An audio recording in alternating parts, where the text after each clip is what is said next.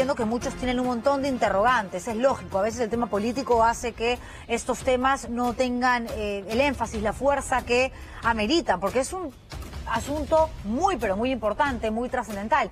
¿De qué se trata? ¿Se acuerdan ustedes de este proyecto de ley que presentó el Congreso de la República, que lo aprobó y que llegó al Ejecutivo para que sea observado o ya promulgado en el Diario Oficial Peruano, cosa que no pasó porque efectivamente el gobierno dijo no estamos de acuerdo, así que lo regresamos al Congreso y nos parece incluso inconstitucional? Bueno, por insistencia, que era una de las maneras en que viera la luz este proyecto, al final fue aprobado por mayoría hoy en el Parlamento y se convirtió en realidad. ¿De qué se trata? De que cualquiera va a poder sacar hasta 4 UITs, ¿ok?, de su AFP. 4 UITs igual 17.600 soles. ¿Cuándo? ¿Cómo? ¿En qué circunstancias? Solamente los que están aportando. ¿Qué pasa con los que no aportaron? ¿Qué sucedía con, o qué va a pasar con ese punto en el proyecto de ley inicial que decía que si tú tenías más de 40 años y 5 años sin aportar porque te quedaste sin trabajo, lo que fuere, podías retirar el 100%? Eso ya no va. Por lo tanto, el gobierno va a decir, ok, ya corrigieron lo que consideramos que iba en contra de la Constitución, la Carta Magna, así que lo aprobamos, esto se promulga, Diario Oficial, la SBS hace el reglamento, el marco teórico para que se convierta en una realidad y simplemente empiezas a sacar tu plata.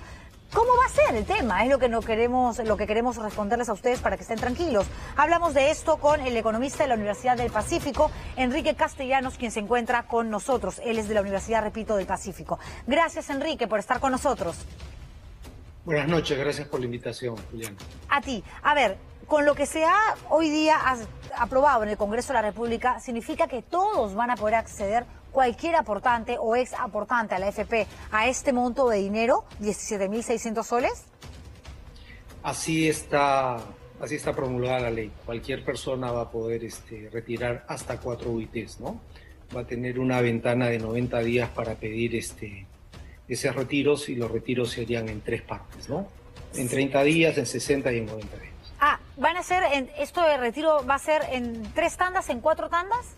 Así, en 3 tandas. La primera de 4.400, la segunda de 4.400 y la tercera de 8.800. Sin importar, Enrique, cuánto sea tu fondo, es decir, el bolsón de dinero que has logrado acopiar, porque obviamente no todos ganan lo mismo y no todo el mundo tiene la misma cantidad de tiempo aportando. Una persona que tiene 18.000 soles prácticamente va a sacar el 100%, si lo máximo es 17.600.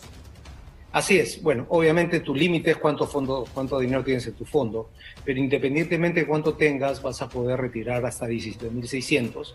Y eso al final va a hacer que se estima que unos 2 millones de AFP-habientes van a quedarse con cero dinero en su fondo, ¿no?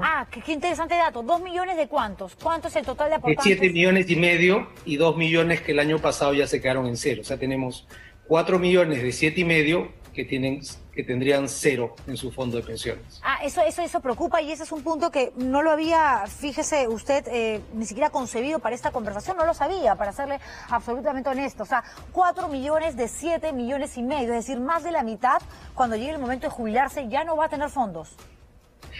Tal cual, y esa es un poco la gran preocupación que tenemos los economistas. Estamos dejándole un pasivo a las siguientes generaciones, porque ninguna sociedad moderna va a dejar que sus ancianos mueran en la calle.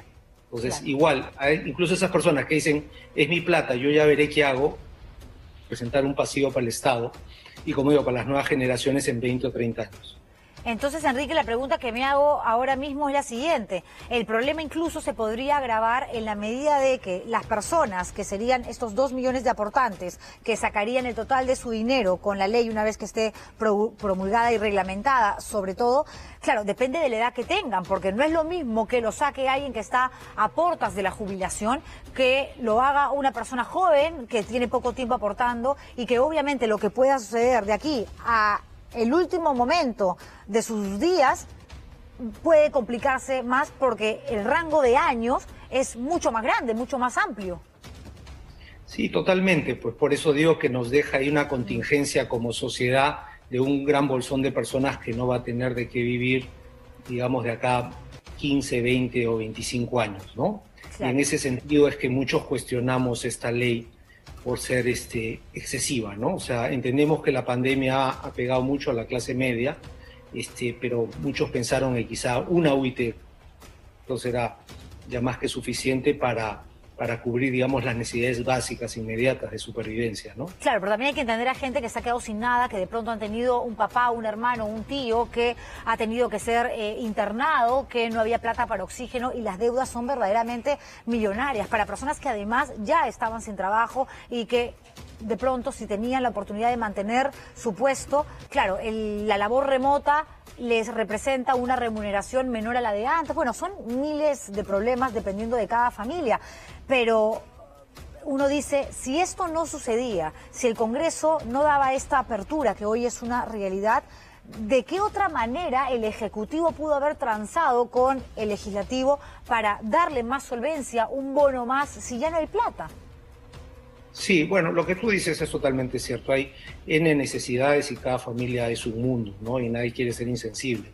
El tema es que quizás si hubiéramos hecho un monto menor y hubiéramos hecho una, digamos, más microcirugía, es decir, alguien que ya tenía un problema, no sé, oncológico, de cáncer, o alguien ha tenido un problema en la UCI y ha tenido que gastos médicos, y hacer algo muchísimo más que simplemente abrir la puerta para que todos retiren 17.600 soles, que no es una cantidad menor, no es una cantidad para sobrevivir, ¿no? Son $5.000 casi.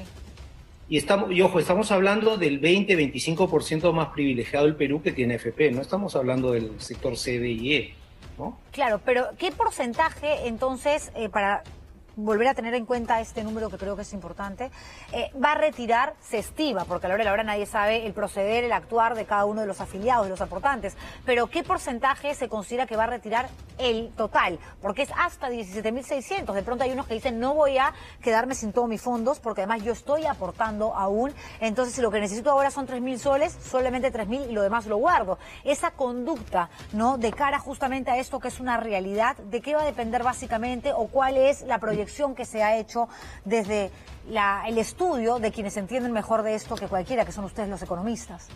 En esta coyuntura creo que la gran mayoría va a sacar el dinero, porque se cierra la ventana y después ya no lo voy a poder tener. Sí, prefiero tener el cash en mano que en una FP máxime cuando tienes estas elecciones políticas y estos dos candidatos, no, digamos, extremistas, por así decirlo.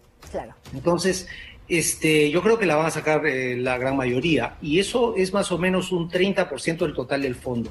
El fondo de las FPS es alrededor de 150.000 millones y esta medida debería ser alrededor de 45.000, o sea, como te digo, un 30%, casi un tercio. Súmale el 20 o 25% que sacaron el año pasado y más de la mitad del fondo. Claro, ya no lo comimos, la verdad. De acuerdo, pero el gobierno, el Ejecutivo, lo que había dicho cuando recibe esta ley ya aprobada en una primera instancia en el Congreso de la República es, a ver, nosotros la observamos, esto incluso este punto lo consideramos inconstitucional. Entonces uno dijo, bueno, estando las cosas como están y existiendo antecedentes de esta naturaleza, lo más seguro es que al final el documento termine en el Tribunal Constitucional, quien terminaría la entidad de determinar hasta qué punto se ajusta a lo que manda la Carta Magna o no. Pero como está la cosa y como han retirado este otro acuerdo que tenía que ver con incluso una decisión bastante más drástica, si tienes más de 40 años y 5 años sin aportar, te llevas todo, no hasta 17.600. Si tienes 100.000 soles, 100.000 soles. Si tienes 5.000, 5.000. No importa cuánto, lo sacas todo. Y eso ya no se va a poder. No, esa es la única parte en que el legislativo le ha hecho caso al ejecutivo, ¿no? Que quitó esa parte de que alguien que tenga más de 40 y no haya aportado 5 años podía sacar el total de su fondo. Ajá. Eso hubiera sido alrededor de unos 25.000 millones más, ¿no? Wow. Lo que yo digo es que, y la pena que da es que hemos tenido un sistema que lo hemos ido, digamos, creando casi hace 30 años, teníamos un fondo interesante, había mucha gente que se había retirado con una AFP, digamos, decente, otros no tanto, el sistema había funcionado para algunos como para otros, y la verdad que lo estamos dilapidando en 1 año y medio. Entonces, entiendo que se podía disponer de una parte, ¿no? Pero vamos ya más de la mitad con esto, ¿no? Claro, el tema es que efectivamente las AFPs han sido muchas veces abusivas, no han tenido el mejor comportamiento y tampoco han sido transparentes, porque cuando arrancó la pandemia y la gente ingresaba a través de la web a ver sus fondos, que finalmente es tu plata y esa plata solamente tiene que ser tangible para ti. Y si no lo va a hacer, bueno, que te lo expliquen. Y mucha gente se dio con la sorpresa de que el dinero del bolsón de todos los aportantes, claro, se mueve, se utiliza por parte de la propia AFP para invertir aquí, sacar allá, dándote la garantía de que ese dinero no es que se lo están reventando, no es que se lo están gastando, lo vas a tener, pero como está dentro de el espectro de lo abstracto, no es plata tangible, constante y sonante, la pueden utilizar, la pueden mover, la pueden hacer girar, pero no se le explicó.